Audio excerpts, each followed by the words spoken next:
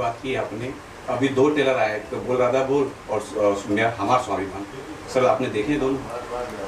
मैंने दोनों ट्रेलर देखे। सर आपको कौन सी ट्रेलर अच्छी लगी? मुझे दोनों ट्रेलर अच्छे लगे। इसमें और जोड़ते हैं कि दरअसल एक नहीं 4 ट्रेलर आए हैं। तीसरा ट्रेलर जो है वो निरहुआ जी की फिल्म आर्मी का है और चौथा जो ट्रेलर है वो रितेश जी की फिल्म प्रजातंत्र का है। खास बात यह है कि चारों ही फिल्में एक ही दिन 28 तारीख को रिलीज हो रही हैं। तो सवाल 2 है कि चारों में से बेस्ट ट्रेलर कौन सा था आपका, और दूसरा चारों ही अपने आप में कहीं ना कहीं पहुंच चुके हैं। एक साथ बॉक्स ऑफिस पर आना कहीं ना कहीं प्रोड्यूसर्स को नुकसान तो नहीं है जिन्होंने 1 CR 2 CR तक लगाया है? देखिए, अगर मुझसे आप पूछते हैं कि सिनेमा कैसा था ट्रेलर, तो मैं आपको सच सच बता दूं, राकेश मिश्रा का जो काम है वो एज ए सिंगर भी और एज ए एक्टर भी, मैं इस इंडिया में रिलीज होने वाले किसी भी भाषा और किसी भी सॉन्ग को, ऐसा नहीं है कि सुबह का 5 घंटा सिर्फ मुझे मेरा यूट्यूब इस सर्चिंग में जाता है कि आज कितनी चीज़ें आई हैं और मुझे देखना है, इसलिए कि मैं वहाँ पे सीधा बोल रहा हूँ, मैं वहाँ पे एज ए दर्शक कभी नहीं देखता हूँ।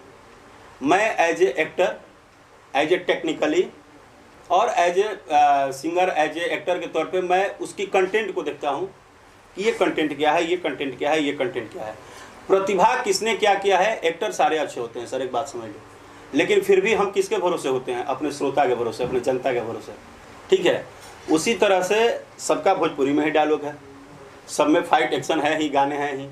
अब ये जो डिसाइड है, ये जब आप थिएटर में जाएंगे तो वहाँ पे आपको, हमको, किसी को डिसाइड करने की ज़रूरत नहीं है कि कौन कितना बड़ा, कौन कितना छोटा।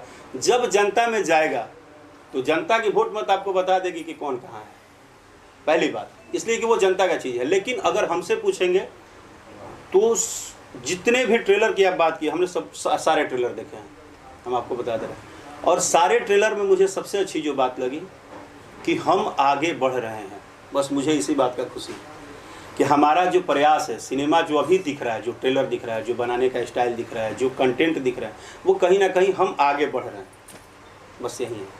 राकेश सर, अपने ऑडियंस और अपने चाहते दोस्तों के लिए क्या कहना चाहेंगे? देखिए, हमारे ऑडियंस ना हमेशा ये बात बोलते हैं कि हमको भोजपुरी सिनेमा देखना है, लेकिन उनका एक छोटा सा शिकायत है, दुबे जी, उनका छोटा शिकायत है, आप लोग रोज़ मीडिया में दिखाते हैं, सुनाते हैं, किसी दिन ये भी लिखिए ना कि आप लोग अपना मत दीजिए, अपनी बात रखिए, आपको कैसे चाहिए, कैसे देखेंगे आप सिनेमा।